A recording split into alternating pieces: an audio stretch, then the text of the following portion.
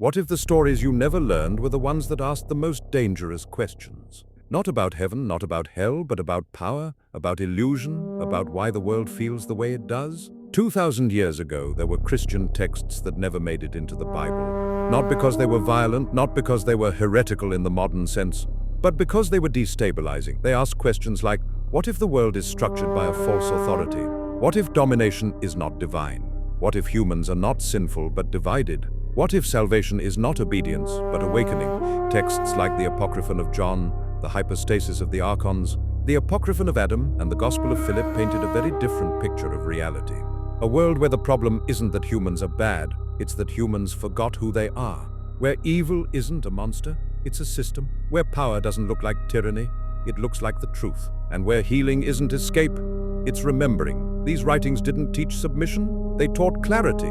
They didn't promise heaven later. They pointed to wholeness now. They didn't build institutions. They dissolved the need for them. That's why they were controversial. That's why they didn't become canon.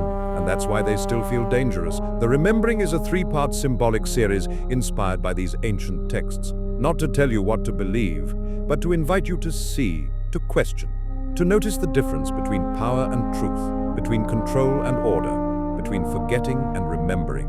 This is not a religious series. It's a human one. And it starts with a lie.